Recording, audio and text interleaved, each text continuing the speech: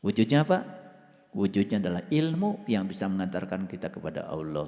Jadi yang ngasih syafaat yang sebenarnya cuma satu, yaitu Allah. Maka di Quran dikatakan, kullillahi syafa'atu jami'a.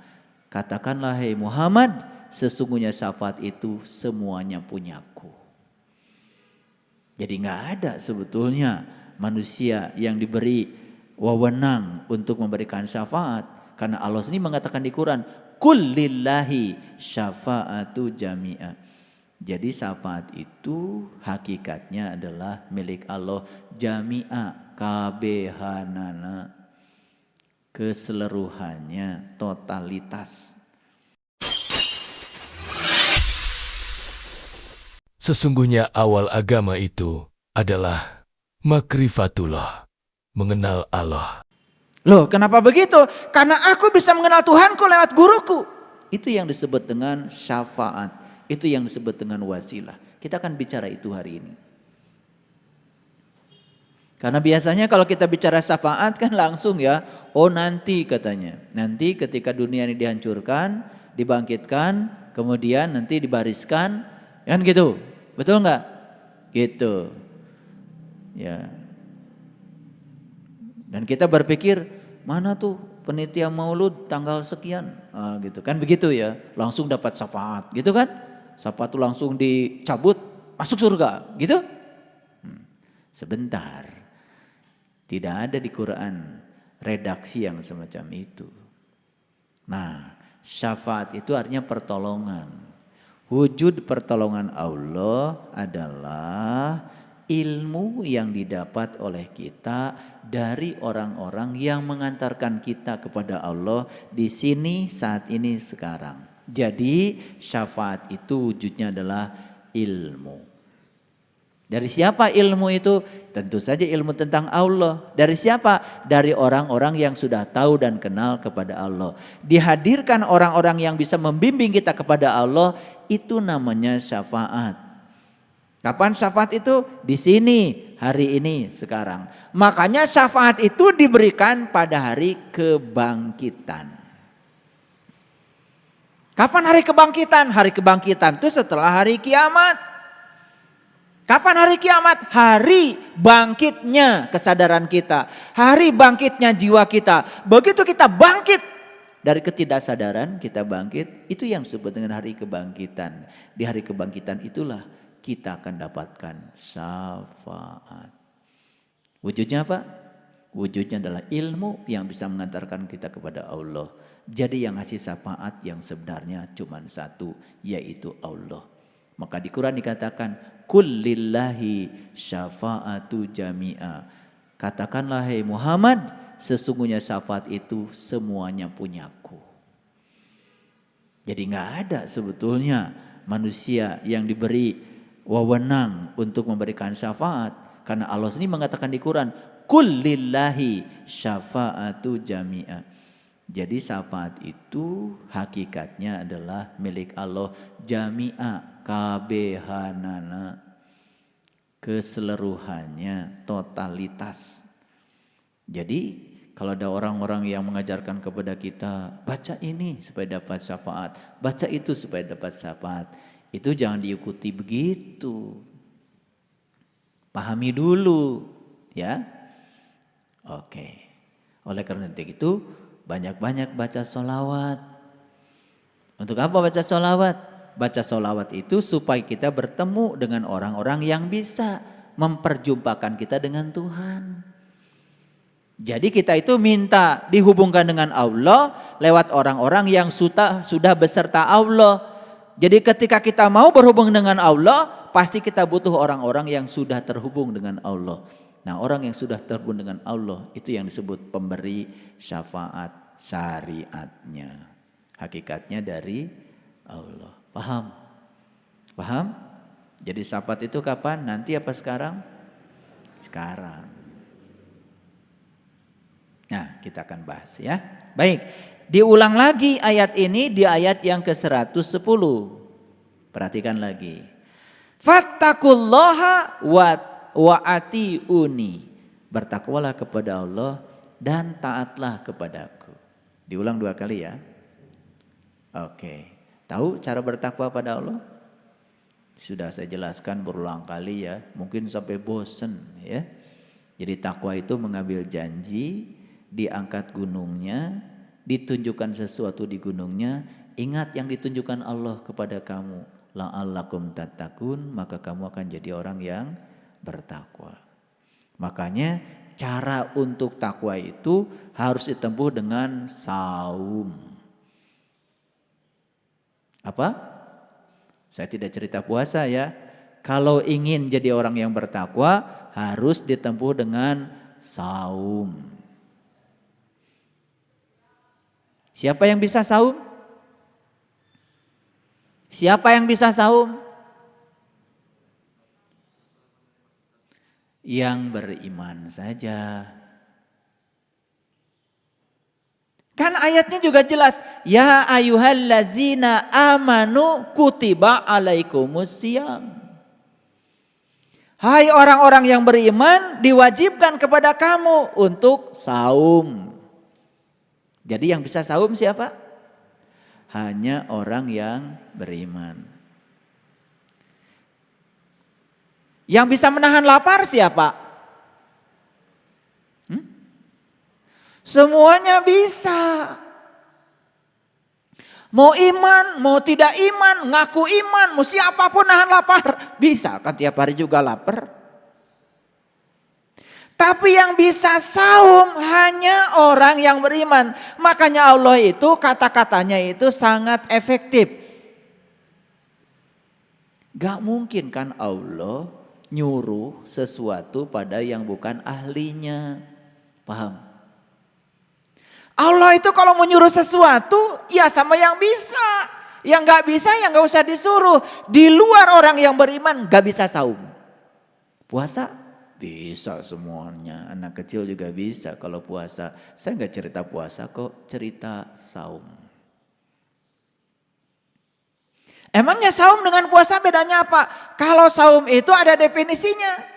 Kata Nabi, liso imi farhatani farhatun inda iftorihi wa farhatun inda liko irbihi.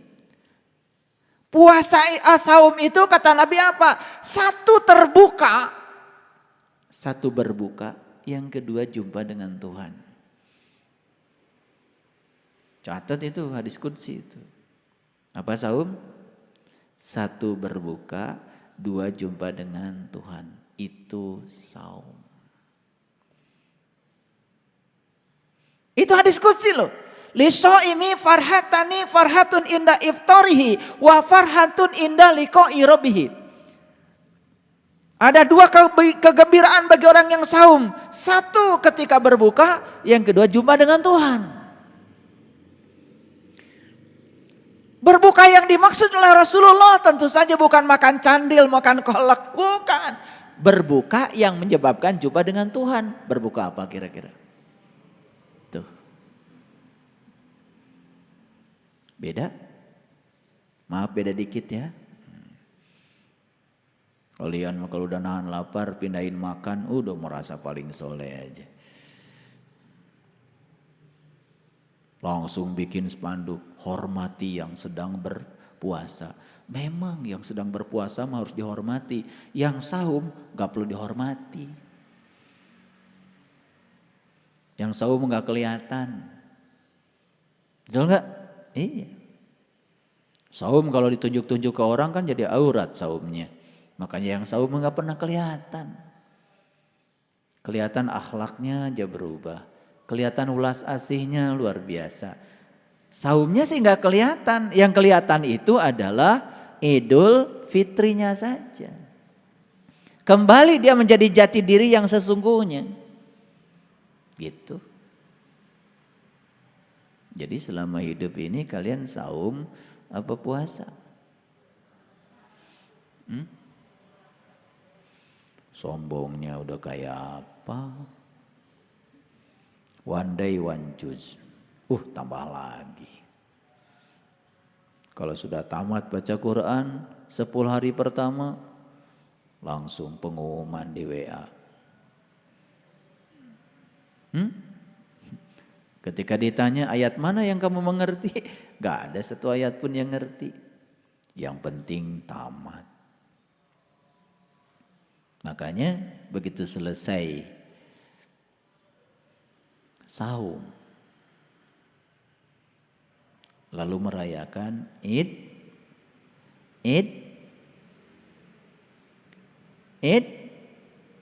Idul Fitri. Sudah tahu cara merayakan Idul Fitri? Harus pakai Quran dong. Di Quran dikatakan, Allahumma rabbana anzil alaina ma'idatan minas sama'i takunu lana id. Ya Allah Tuhanku, turunkanlah hidangan dari langit rohanimu, yang turunnya hidangan itu merupakan sebuah hari raya bagiku. Gitu. Jadi hari raya itu dirayakan dengan turunnya hidangan dari langit. Kalian kalau hari raya hidangannya dari mana? Dari Pasar Baru, Tanah Abang, Ciroyom, betul? Sambal goreng kentang, ati, opor ayam.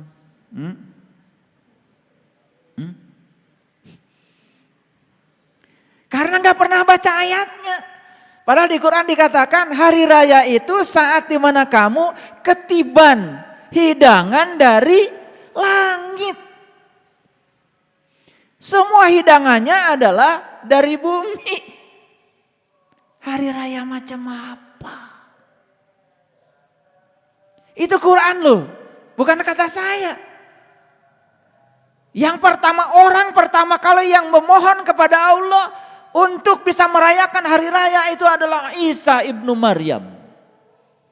Maka di Quran dikatakan Isa ibnu Maryam berkata, Allahumma rabbana anzil alaina ma'idatan minas samai takun lana id. Ya Allah, turunkanlah hidangan dari langitmu. Yang turunnya hidangan itu merupakan sebuah hari raya bagiku.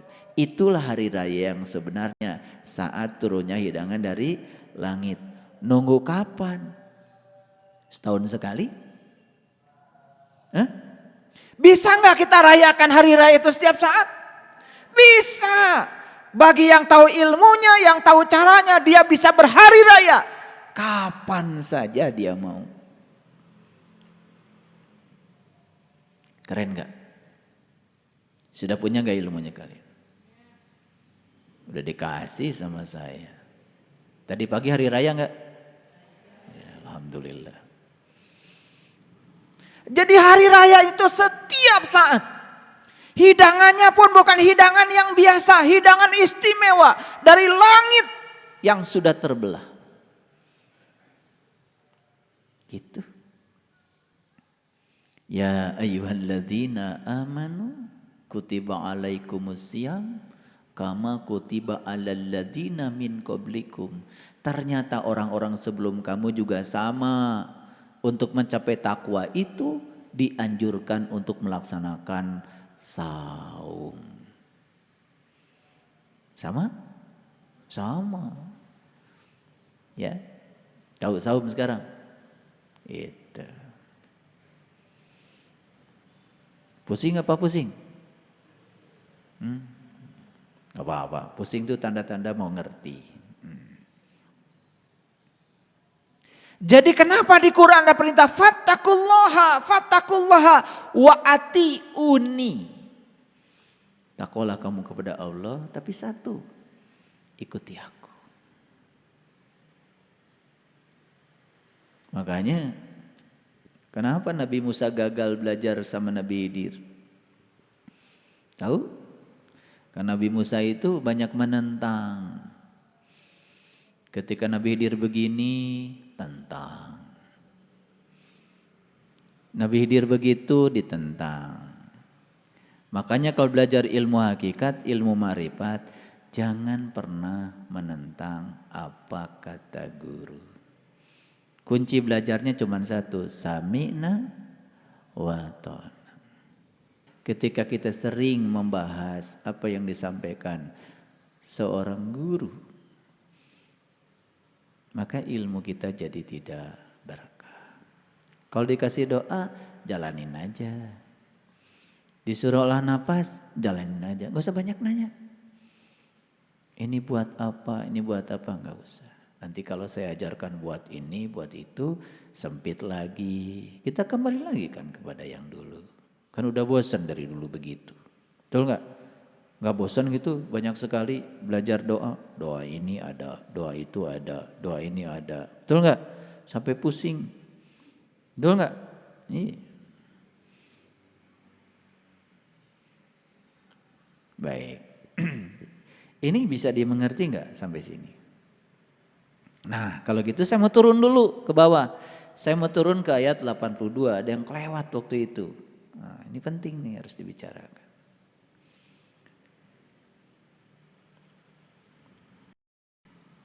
Coba lihat ayat ini. Wallazi atma'u ayaghfira li khati'ati yaumiddin. Dan yang amat kuinginkan, aku akan diampuni segala kesalahanku pada hari kiamat. Ngasal aja kalian itu. Walladzi atma'u ayaghfira li khati'ati. Khati'ati itu kesalahan. Makanya kan ada doa iftitah, Allahumma ba'id baini wa baina khotoyaya kama ba'adta bainal masyriqi wal maghrib. Ya Allah, jauhkanlah kesalahanku seperti Engkau menjauhkan timur dan barat. Timur dan barat ada batasnya enggak? Yang bilang ini timur itu barat kan kamu sendiri. Betul enggak? Disuruh juga arah mata angin. Ya, kan enggak kelihatan angin itu. Jadi timur dan barat itu enggak kelihatan. Jadi kalau bisa jauhkan diriku dari segala kesalahanku seperti kau menjauhkan timur dan barat. Artinya jauhnya itu tak terhingga karena timur dan barat itu enggak ada. Itu buatan orang astronomi aja. Mana timur? Emang ada titiknya di timur? Enggak ada. Mana barat? Ada titiknya di barat? Nggak ada. Timur dan barat itu adalah perasaan kita aja. Betul nggak? Iya, rarasaan. Ari panon poe eta terbit di mana? Ti palih wetan dari timur. Kebenaran itu rarasaan. Kebenaran atau rarasaan? Rasa atau perarasaan? Kalau kebenaran itu rasa. Matahari terbit dari timur, kata matahari emang gue pikirin. Kan yang muter bumi. Dunia orang nu muter teh lain panon poe datang. Rarasaan orang panon poe datang ti belah wetan. Rarasaan padahal dunia orang anu muter. Makanya rarasaan jeung rasa teh beda. Kebenaran dengan pembenaran tuh beda. Nah kita itu sering mengatakan kebenaran padahal itu sebetulnya pembenaran. Sering menyebut rasa padahal itu mah rarasaan. Oke, rarasaan teh tadi asa geus mere, rarasaan. Acan can mere kakara rarasaan. Hati-hati ya, jangan percaya rarasaan, harus percaya rasa. Lihat saya semuanya. Walladzi atma'u ayaghfira li khati'ati. Dan yang amat aku inginkan adalah aku dibebaskan dari segala kesalahanku yaumiddin, pada hari yaumiddin, hari apa? Hari akhir. Pinter ya kalian tuh. Dari mana itu yaumiddin, hari akhir?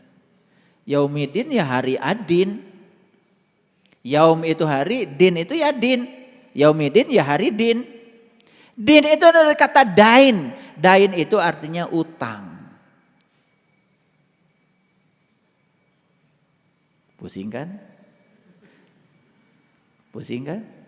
Jadi yaumiddin itu hari bayar utang. Hari akhir, ngarang aja. Kapan hari akhir? Tahu nggak hari akhir? Kapan terjadinya? Lah kalau hari akhir itu nggak tahu terjadinya kapan, kamu mau bayar utangnya kapan? Bayar utang tuh harus pasti waktunya. Coba jengkel nggak kalau orang bilang utang kamu kapan dibayar? Ntar kalau saya ingat. Jengkel nggak kalau orang bilang begitu? Semua utang itu ada perjanjiannya, harus dibayar tepat waktu. Paling juga ada restrukturisasi utang. Itu juga tetap harus ada waktunya. Ini perhatikan saya bicara, supaya ngerti semua, pinter dikit. Jadi, ya Allah, yang amat aku inginkan adalah aku bisa diampuni dari segala kesalahanku pada hari bayar utang. Itu terjemahannya. Walladzi atma'u ayaghfira li khati'ati yaumiddin. Sekarang saya mau nanya. Mau bayar utangnya kapan?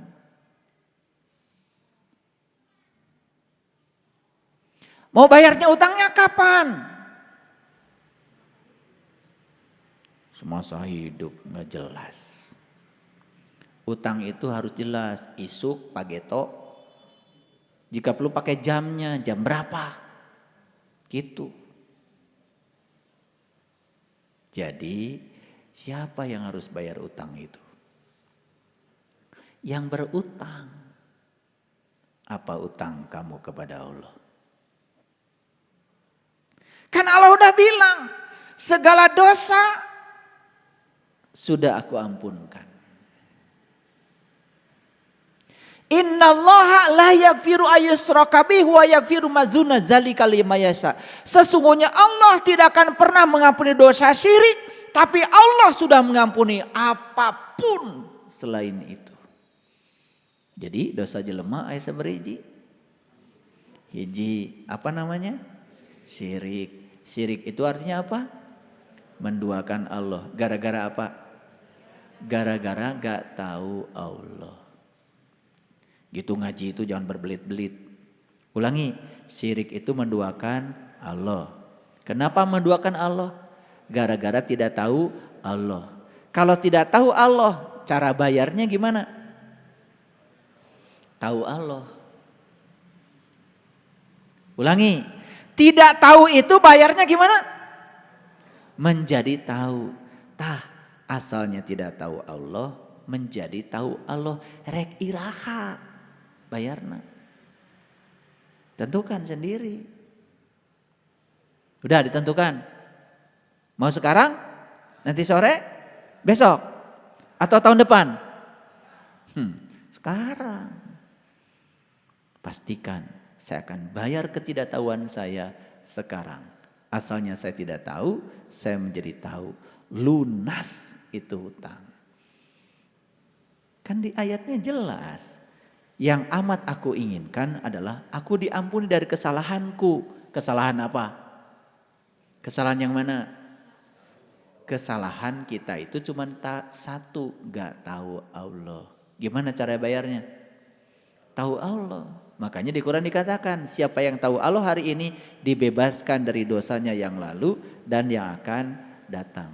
Nyambung? Wah, ngaos teh tara nyambung wae nya. Sok akhirnya disambung-sambung ke pribadosnya. Jadi kok nyambung ayatnya kan gitu. Inna fatahna laka fatham mubina liyaghfir lakallah ma taqaddama min dambik wa ma ta'akhir. Sesungguhnya hari ini aku memberikan keterbukaan kepadamu, keterbukaan yang nyata. Dan siapa yang mengalami keterbukaan yang nyata hari ini, aku bebaskan dosamu yang lalu, bahkan dosa yang akan datang. Hoyong dibebaskan. Dosa yang mana? Tuh. Jadi dosa dengan hiji cuman satu, yaitu tidak tahu Allah. Hutang bukan itu? Hutang. Kalau terbawa mati maka kita mati dalam keadaan punya utang. Makanya bayarna iraha ayeuna. Gitu. Jadi pemberani bayar hutang teh tong ditunda-tunda. Ayeuna bayar. Bisa mengerti? Ulangi lagi. Dan yang amat ku inginkan akan diampuni segala kesalahanku pada hari bayar utang. Gitu. Makanya harus ngerti sedikit bahasa Arab.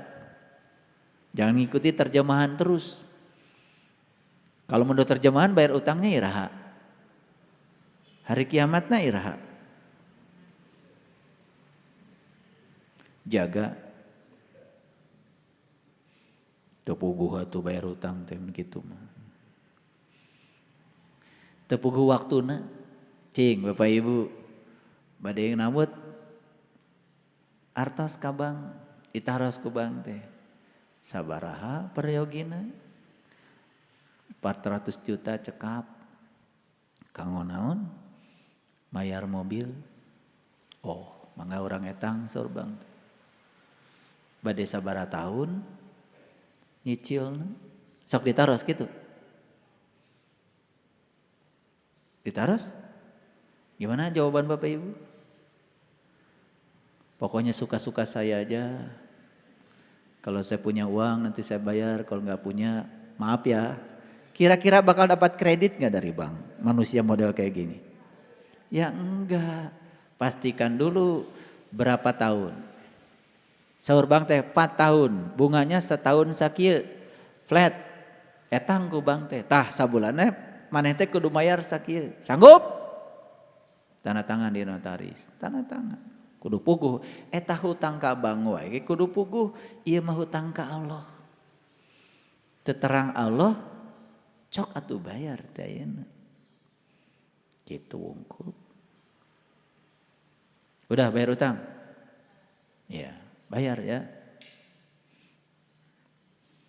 Ini ngerti nggak yang saya omongkan? Nah, nanti kita simpulkan satu. Jadi nanti yang terpisah-pisah selama ini tuh ya jadi satukan, menjadi satu kesatuan. Baik, ya. Saya akan yang ini kan udah kita bahas minggu yang lalu, ya toh? Itu. Nah, sekarang saya akan naik lagi ke ayat yang 100 berapa tadi?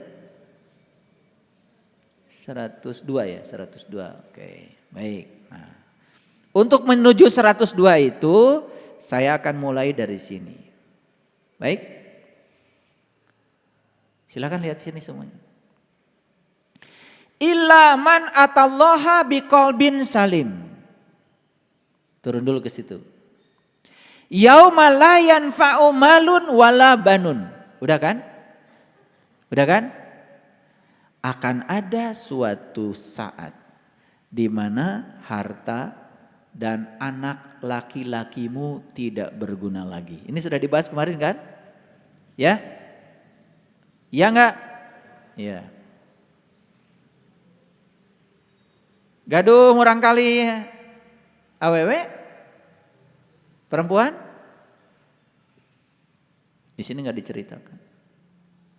Yang diceritakan di ayat ini adalah ada satu saat di mana harta dan anak laki-lakimu tidak berguna lagi. Gimana Pak anak perempuan? Pasti gitu ya. Kalau nggak belajar ilmu hakikat. Laki-laki itu selalu lambang dari ruhani. Jadi harta dan anak laki-lakimu itu jasmani ruhani kita itu udah nggak berguna lagi. Udah dibahas minggu yang lalu ya, jadi saya tidak akan bahas itu. Tetapi yang paling penting ini sambungannya. Illa man atallaha biqalbin salim. Kecuali orang-orang yang menghadap Allah dengan kolbu yang damai. Lihat saya semuanya. Jadi orang yang setiap hari menghadap Allah dengan kolbunya yang damai. Menghadap Allah perlu kolbu enggak? Perlu kan? Kan itu memang alatnya. Nah orang yang kayak gini nih harta dan anak laki-lakinya selalu berguna. Ulangi ya. Orang-orang yang kayak gini nih yang punya kolbu dan setiap saat kolbunya digunakan untuk menghadap Allah dengan damai. Harta dan anak laki-lakinya selalu berguna. Benar gak omongan saya? Harta dan anak laki-lakinya selalu berguna. Luar biasa. Oke, baik, kita lanjutkan ya supaya kajiannya lebih menarik lagi. Wa uzlifatil jannatu lil muttaqin, dan pada saat itu surga akan menjadi dekat bagi orang-orang yang bertakwa. Lihat saya semuanya, harta dan anak laki-lakinya bagi orang yang tidak tahu cara menggunakannya, eueuh gunana layan fau. Illa man atallahu biqalbin salim, kecuali bagi orang yang suka menggunakan kolbunya untuk menemui Allah dengan damai, maka bagi dia harta dan anak laki-lakinya itu selalu bermanfaat setiap ruang dan waktu. Oke? Makanya saat kita menggunakan harta kita ini nih, harta kita ini. Ini harta luar biasa ya. Awas, harta itu bukan yang di luar. Harta yang sebenarnya ini.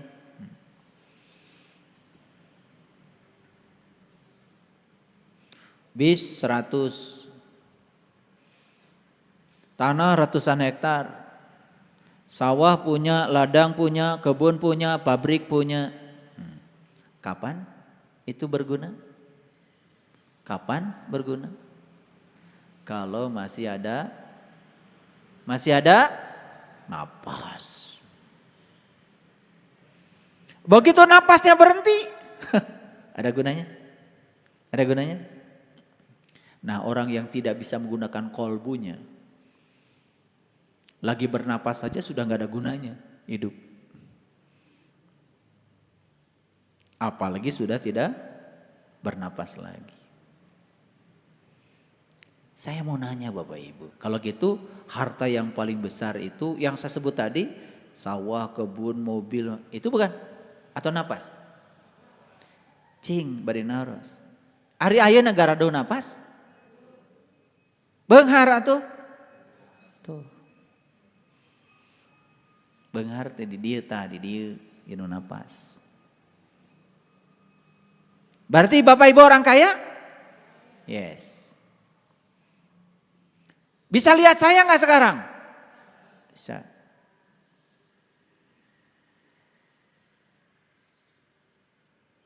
Enak gak bisa melihat? Pernah lihat lukisan yang mahal?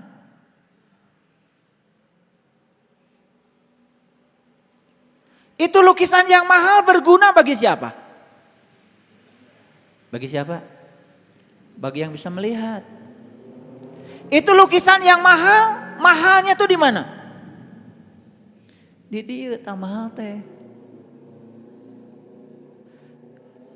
Kalau tidak bisa melihat mah gak ada harganya tuh lukisan. Ada gak orang buta beli lukisan mahal? Nu meuli lukisan mahal mah nu boga duit jeung bisa neule. Betul gak? Jadi mahal tuh di lukisan atau di sini? Lihat saya gak sekarang? Kaya gak kalian? Jadi beunghar teh di dieu hiji, di dieu hiji, di dieu hiji, di dieu hiji, tah eta beunghar teh. Makanya kalau ingin kolbunya damai, belajar nikah. Nikah berapa menurut Quran? 1, 2, 3, 4. Wah, itu kamarana wae. Fankihu matobalaku minan nisa. Nikahlah oleh kamu an-nisa. Berapa? Masna. 2 heula, jug-jugan 4. Wah, ngaji teh. Pasal ieu wae ngaji teh. Kamarana wae itu ya teh. Ieu tah loba teuing maca tapi teu ngarti teh. Fankihu matobalakum minan nisa masna. Nikahilah oleh kamu perhiasan. Yang harus dinikah itu bukan perempuan. An-nisa itu perhiasan. Perhiasan ada berapa? Ada 4. 1 penglihatan, 2 pendengaran, 3 pernapasan, 4 pembicaraan. Taeta perhiasan.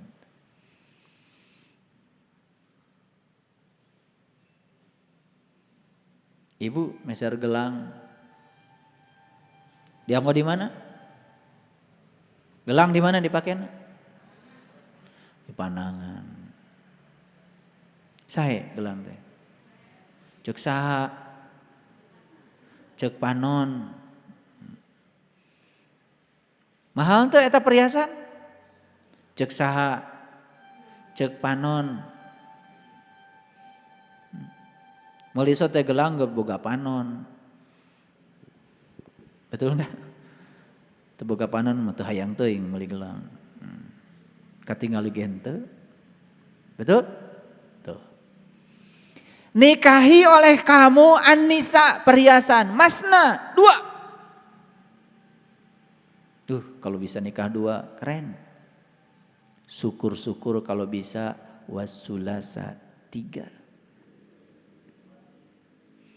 Syukur-syukur kalau bisa 4-4-nya waruba'a. Fa in khiftum alla ta'dilu fawaidah. Mun teu bisa 2 tilu 4 hiji. Tah eta.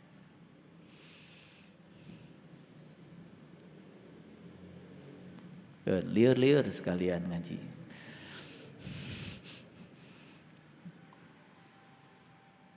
Ya? Itu yang disebut oleh Nabi antal maut qoblal maut, belajar mati selagi hidup. Karena orang mati tidak mendengar, tidak melihat, tidak bernapas, tidak bicara. Betul enggak? Matikan semuanya. Tuh.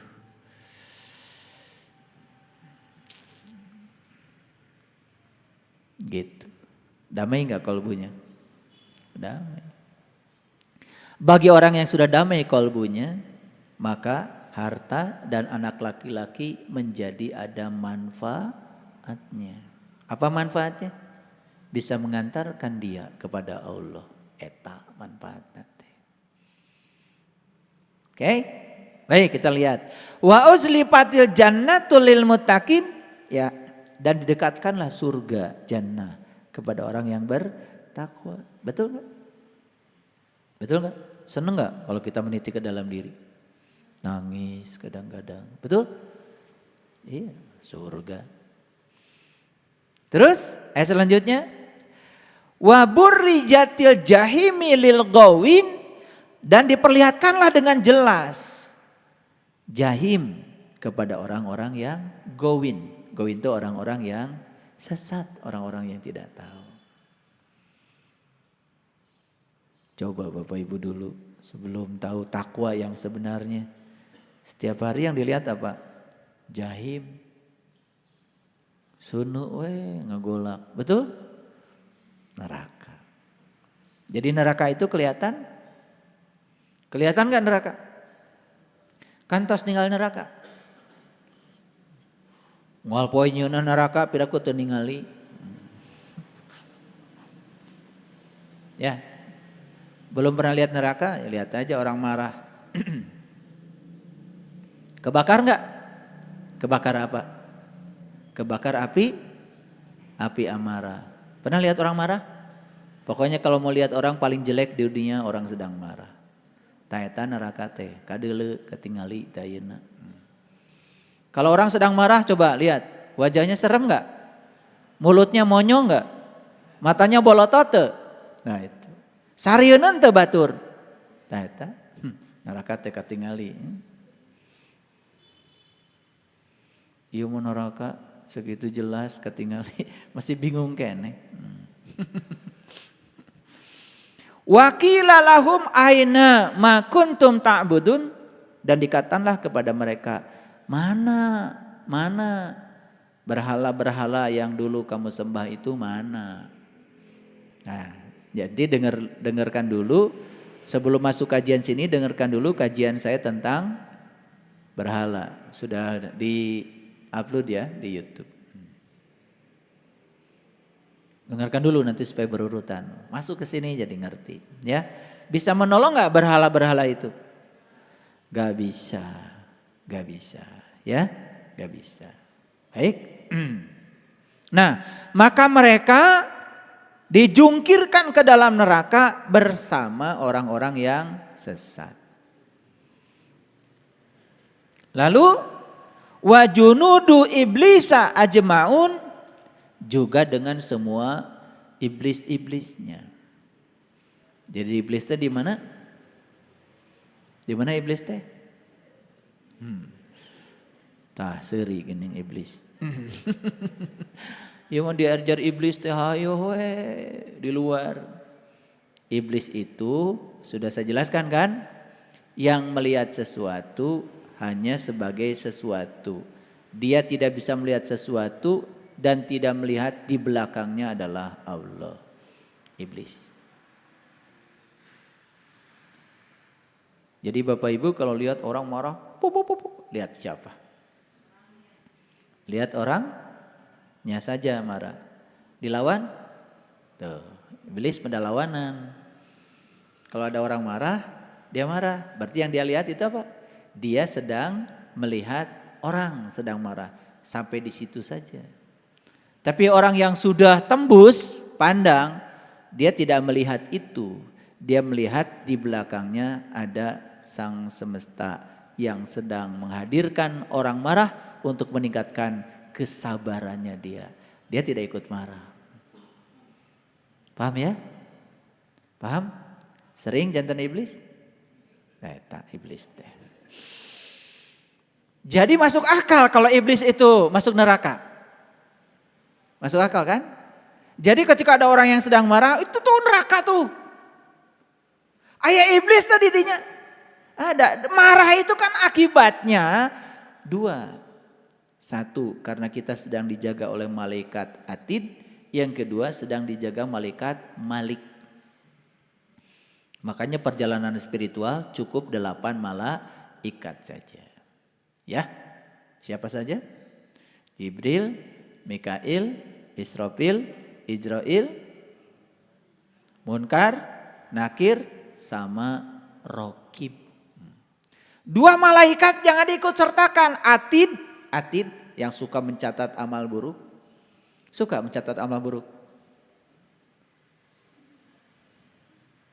Maunya teu rumasa, so itu ngomongkeun batur wae pegawaian.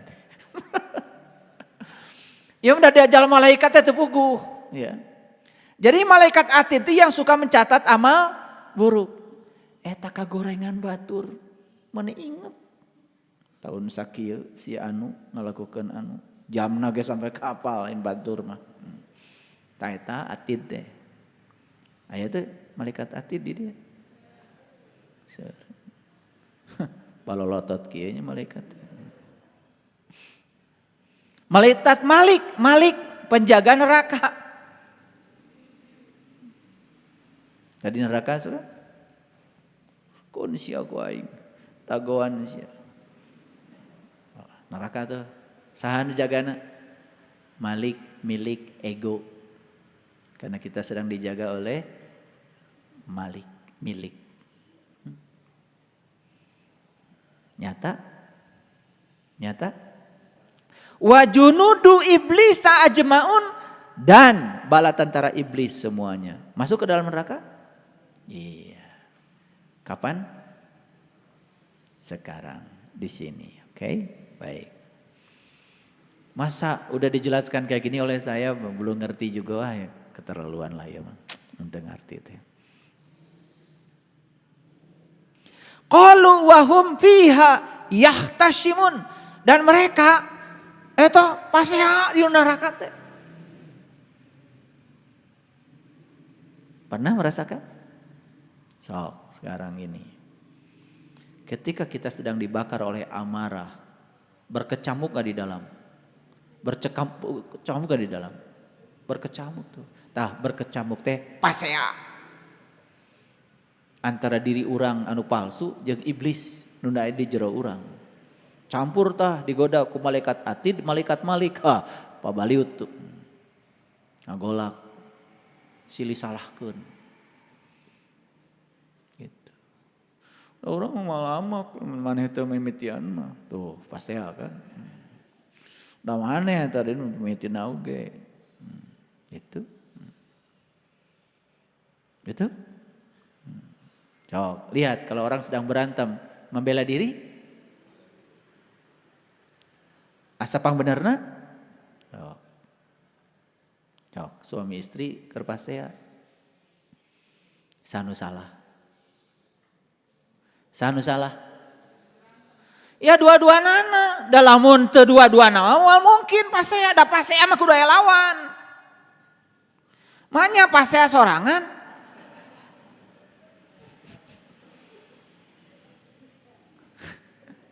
Pasea mah dua minimal. Da sorangan mah moal bisa. Makanya saya sering ngasih tahu kalau mau cekcok boleh asal jangan berjamaah. Sok kalau ada orang cok antep we, antep. Da meuli lagi capek. Pasti heureun teh si eta teh. Nah bisa hurung teh si iblis teh tadi ya malaikat maliknya, malaikat atid itu bisa ngagolak itu. Kenapa? Karena kita ngasih api tambahan. Jadi sebetulnya ketika kita berantem dan orang itu semakin marah itu karena kita sumbang energi. Supply api baru. Itu. Makanya kalau berantem batasi masalahnya pada yang sedang dibicarakan. Tong sok kemana-mana, iya moder mamawa kolot. Ya. Iya, suami istri keur pasea. Eta padahal masalah nanti seetik, duit teu cukup. Iya moder, da aing teh dikawinkeun teh ku kolot maneh tuh, mawa kolot. Gara-gara kolot sia tuh. Nah itu teh api teh. Ya can pernah ningali api neraka. Tah eta api neraka teh terus we nyeuneuan. Betul? Ngagebur atuh. Paham? Jadi berantem itu pasti lebih dari satu. Sanu salah, dua nana. Dalamun hiji anu ngobrol mah, nu hijina cicing. Mal hurung. Wah. Nih saya kasih tahu kalian.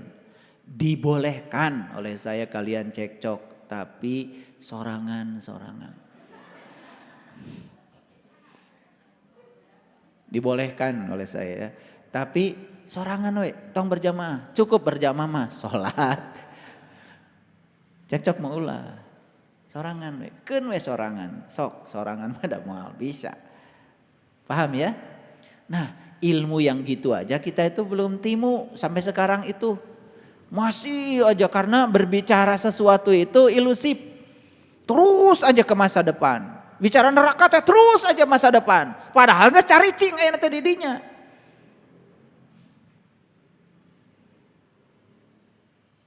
Oke, lanjut dulu. Demi Allah, tallahi inni kunna lafi dolalim mubin, sungguh dahulu kita ini berada dalam kesesatan yang nyata.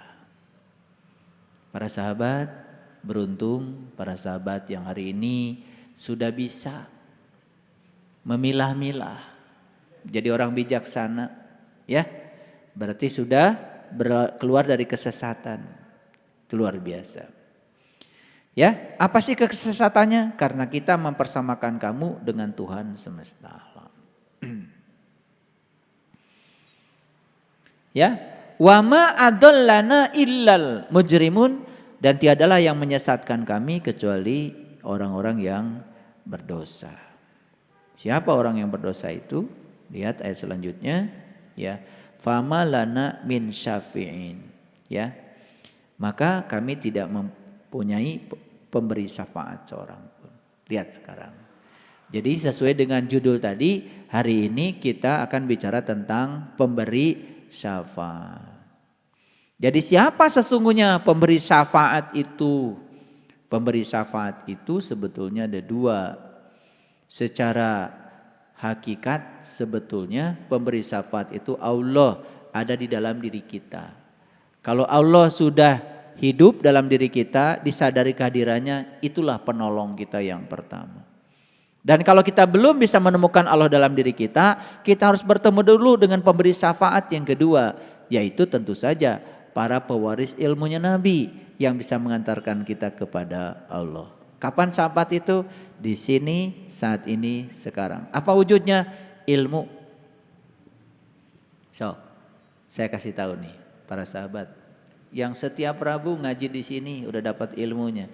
Terasa nggak beda menghadapi kehidupan? Terasa kan? Syafaat bukan itu? Syafaat. Betul nggak syafaatnya ada dua? Satu, syafaat yang langsung dari Allah yang ada dalam diri kita yang sudah disadari kehadirannya. Syafaat yang kedua adalah hadirnya orang-orang yang bisa mengantarkan kita untuk mengenali Allah yang ada dalam diri kita. Itulah wujudnya syafaat. Jadi syafaat itu bukan nanti. Syafaat teh kedah ayeuna. Buat apa pertolongan itu datang kalau nanti datangnya? Betul nggak?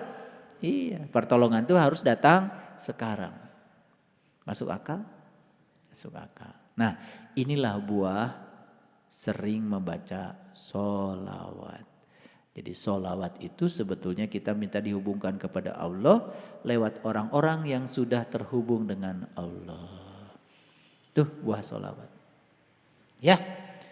Makanya salatullah salamullah ala toha rasulillah salatullah salamullah ala yasin habibillah ala yasin habibillah. Jadi sholawat kita itu dua, satu Toha, dua Yasin. Toha itu panggilan sayangnya Allah pada Nabi Muhammad. Yasin itu adalah panggilan sayangnya Allah pada Nabi Muhammad. Makanya Yasin itu Habibillah. Toha itu Rasulullah. Toha Rasulillah. Yasin Habibillah. Jadi Toha dan Yasin itu ya itulah syafaat kita. Makanya harus bertemu dalam hidup itu dengan dua. Satu Toha, yang kedua Yasin. Kalau bertemu dengan mereka jadi ngerti. Yasin wal Qur'anil Hakim innaka laminal mursalin ala siratim mustaqim. Ngerti?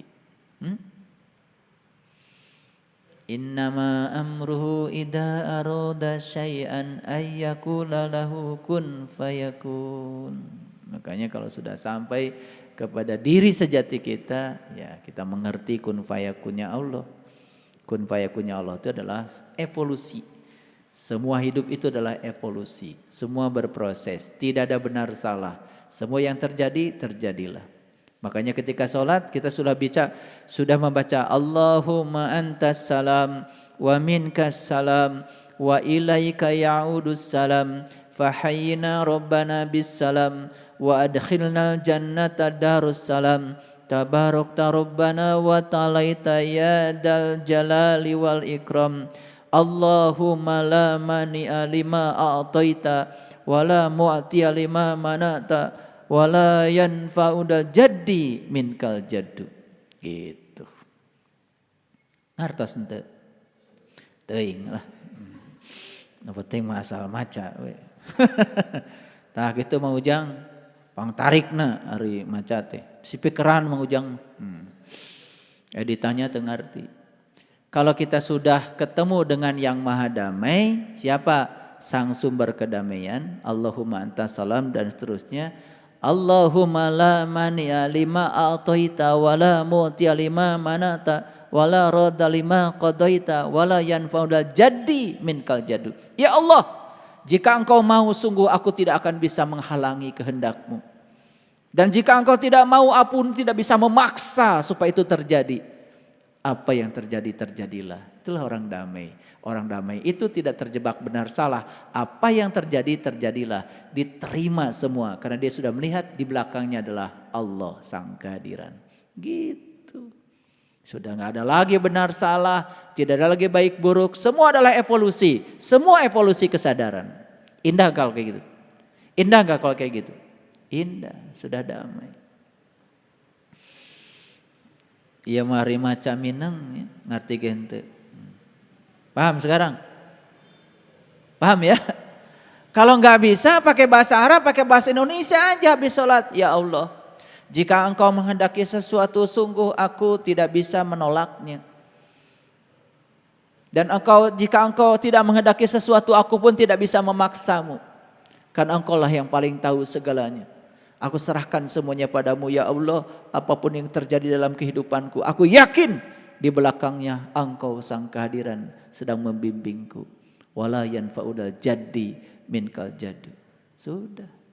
Apapun yang terjadi, senyum saja. Terima, mengalir, tersenyum. Hidup enak banget.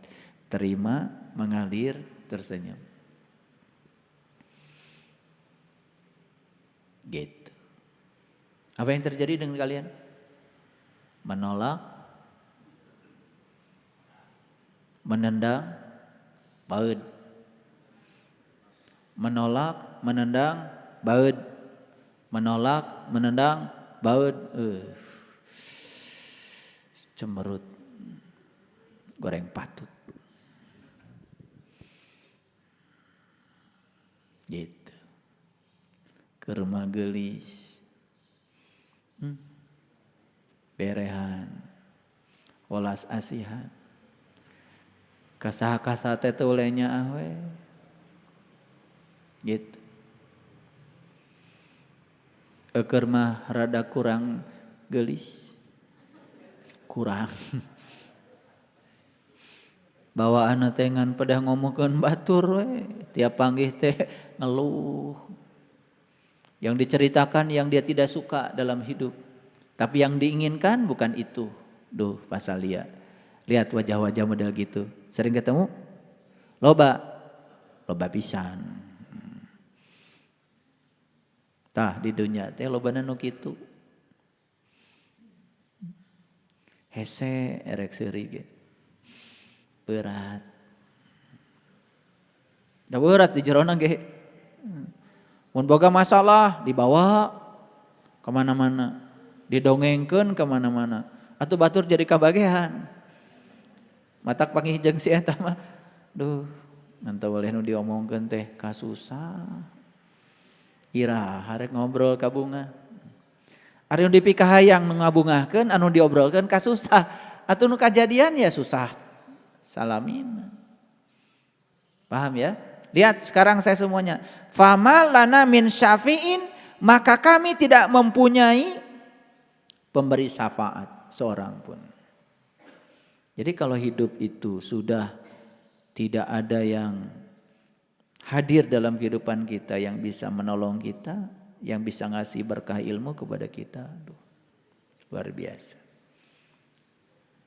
Saya kasih tahu ya, bisa hadir di tempat ini, dengarkan kajian-kajian tentang dhamma untuk menghadapi kehidupan yang semacam ini, mahal Bapak Ibu. Mahal apa tidak? Saking mahalnya kan gak bisa bayar sama saya. Nah, wala sodikin hamim. Ya, dan tidak punya orang-orang yang bisa jadi teman. Tidak ada yang bisa dijadikan teman. Ya. Makanya di ayat selanjutnya falaula anna lana karatan fanakuna minal mu'minin, maka sekiranya kami dapat kembali sekali lagi saja, niscaya kami menjadi orang-orang yang beriman. Jadi bisa disimpulkan, kira-kira orang yang tadi sedang mengeluh, gak punya syafaat, tidak punya teman, tidak punya baraya, tidak ada yang menolong, kira-kira siapa dia itu? Siapa? Jelas, dia orang-orang yang dalam kehidupannya tinggal dalam neraka. Akibat apa? Akibat dia gagal bayar utang. Gitu kan? Kalau kita putar lagi ke belakang, nyambung nggak? Nah, sekarang saya mau ngasih sharing sedikit. Coba Bapak Ibu ingat-ingat. Sejak Bapak Ibu belajar melunasi utang, terutama utang tidak tahu pada jati diri kita, apa yang bisa dirasakan? Apa yang bisa dirasakan? Setelah bayar utang, berusaha untuk bayar utang, apa yang dirasakan? Ya, hidup menjadi tidak terburu-buru, terima, mengalir, senyum, senang, senyum, susah, senyum.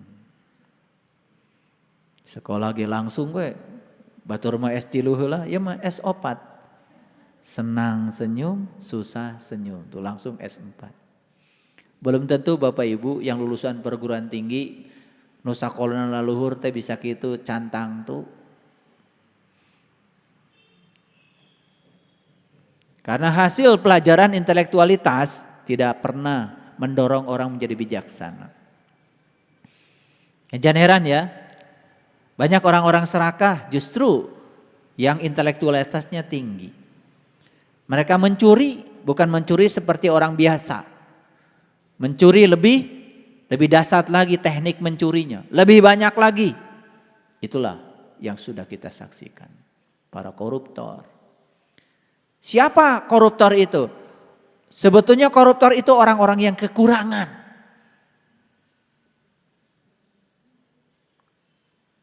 Sekali lagi, para koruptor itu adalah orang-orang yang kekurangan. Makanya dunia ini cukup buat semua penghuni bumi, asal jangan serakah. Tapi dunia ini tidak cukup sekalipun buat orang yang hanya untuk satu orang yang serakah. Dunia ini moal mahi keur nu serakah mah. Tapi dunia bakal mahi keur sahawe jelema yang tidak serakah. Cukup dunia ini. Mau ditambah berapa miliar lagi penduduk bumi, cukup. Kan jangan usah khawatir. Jadi siapa koruptor itu? Orang yang kekurangan.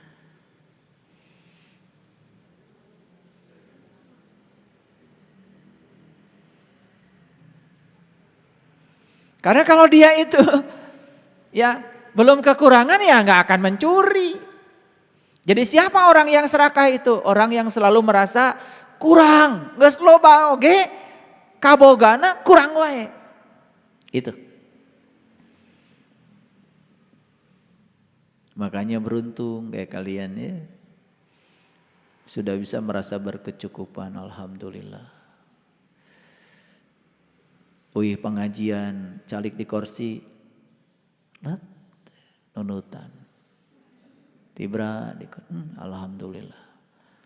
Batur mah loba harta, loba kelibuk, gaduh king koil oge, hese, sare. Ibu bapak mah ngaji kayak bisa tunduh. Makanya kalau lagi pengajian kayak gini ada yang nunutan, oh saya doakan itu, berarti udah damai banget itu. Udah luar biasa itu, udah melampaui itu, ya udah luar biasa. Ngaji wae bisa sare.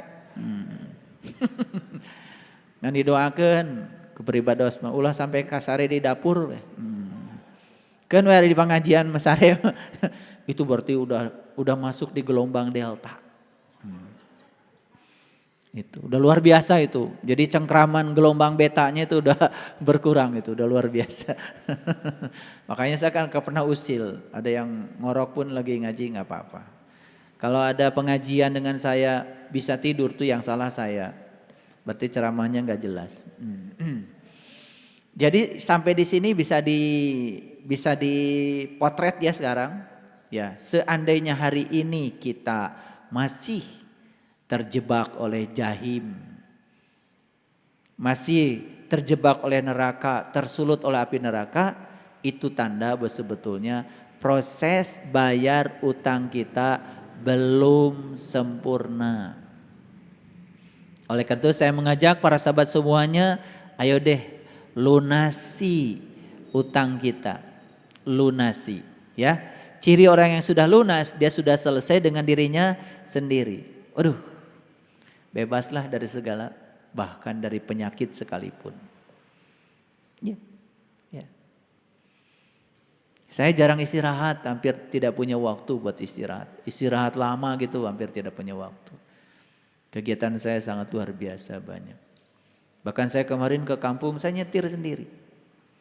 Nyetir sendiri. Yang sudah pernah tahu ke kampung saya seperti apa medannya ke sana. Saya nyetir, bolak-balik. Ya, alhamdulillah. Tadi malam baru sampai di rumah. Udah banyak sekali yang harus saya kerjakan hari ini. Karena hari ini saya harus menelaah banyak skripsi untuk besok sidang tanggal 20. Supaya mahasiswa tidak bayar SPP lagi nyebrang ke bulan Februari. Tumpukan tuh skripsi di rumah yang harus saya baca. Sampai tengah malam saya masih baca skripsi. Saya periksa satu-satu. Kasihan biar mahasiswa cepat lulus. Gitu. Pagi-pagi harus sudah kesini lagi. Ya. Itulah. Tapi kalau kita terus ya, hidup itu pokoknya terima, mengalir, tersenyum, terima, mengalir, tersenyum, apapun kita nikmati.